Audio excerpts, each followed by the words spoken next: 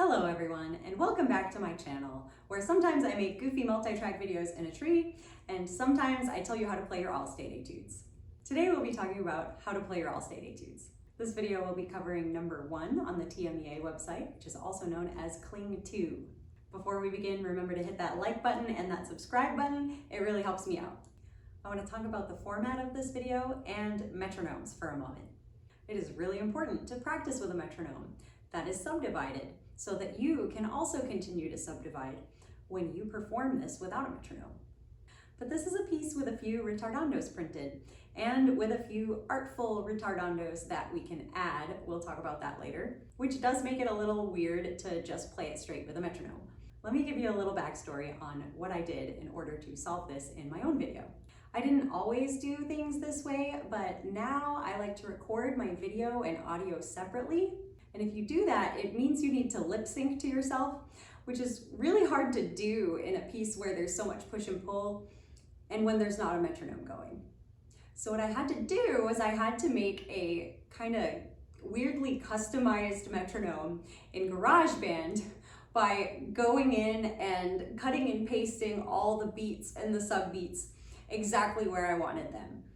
If there's an easier way to do that, those of you who know GarageBand, besides me recording a metronome on tonal energy and then cutting and pasting, doing surgery on it, tell me in the comments, because it took me longer to do that than it did to record the actual etude. But the reason why I'm saying this is because I realized that a metronome like that, a highly customized metronome like that, might actually also help other people too, in addition to hearing someone play the etude.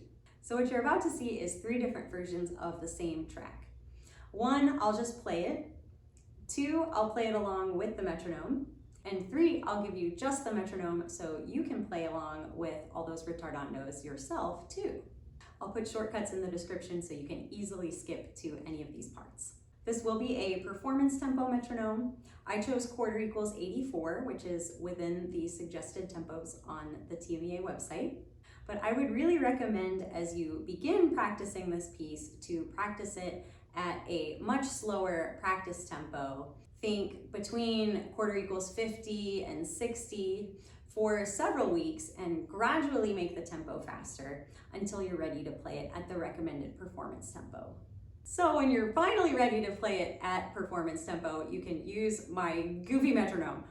So the way I mapped this piece out, there will be a ritardando in measure 7 and measure 28, which is where they're printed in the piece. And while I do strongly believe that rule number 1 when you learn an etude is to play the ink, I think this particular etude runs into the danger of being too robotic unless you add slight ritardandos before both of those fermatas in measure 12 and measure 15. And I think you can also take your time a little bit in the beginning of measure 15, the G to G grace note slur. You can take a little time there too. And so I had the metronome reflect all of that. When you perform this on your own without a metronome, one cool tip for making sure that the ritardando still happens in measure 28 is to think of adding one more noodle or one more flip, however you want to think about it, to each new trill on each new note in that measure. And it makes this nice, natural ritardando. I'm considering the G trill and the C trill to be lip trills because they're whole step trills, and the E trill to be a valve trill because it's a half step trill. A word on style, it's my taste that when you have mixed articulations like slur to tongue to and slurs followed by staccatos, that you play the second note under the slur, or if it's multiple notes under a slur, the last note under the slur legato in style, without making it short or bouncy like the staccatos are about to be, for a nice contrast. This also applies when you have all the slur twos later in the etude. I believe in making them legato.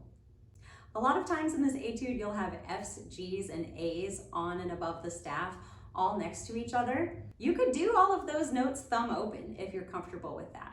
But a trick I like to use is breaking up the 3 opens in a row by doing G thumb 1 instead of thumb open. Personally, I feel comfortable with doing A thumb 1 and 2. I think it's more in tune that way, and I know that it will respond well on my horn. but you can choose the fingering that you're comfortable with for you and for your horn. I will offer you this trick fingering idea though. 4 from the end, you have G, A, F, G all in a row. And so what I did was I did G thumb open, the first G thumb open, A thumb 1, 2, F thumb open, and then the second G thumb 1. I thought that laid nicely on the fingers and was definitely better than just trying to do all of that thumb open. While I'm just telling you everything that's on my mind about this etude, I think it's worth mentioning that I am playing out of the Chambers edition. What's recommended on the TMEA website is the Sansone edition. I learned all the Kling etudes on the Chambers edition and I've come to prefer it. But I noticed when I was cross-checking the Sansone edition with the Chambers edition that weirdly in the Sansone, there's a B flat at the end of measure 30, and in the Chambers edition, there's not. And I don't think that makes sense tonally to have a B flat there. So I will be playing a B natural. And I'm surprised that there's no errata about it on the website yet. This is as of 8/28. There's no word about it on the website, but I really prefer the Chambers edition for the Kling etudes, and I really think that a B natural makes more sense in that context tonally. And so that's what I'm gonna play, and I will die on this hill. And I think that's everything. I think that's everything I wanted to say. Let's play some etudes.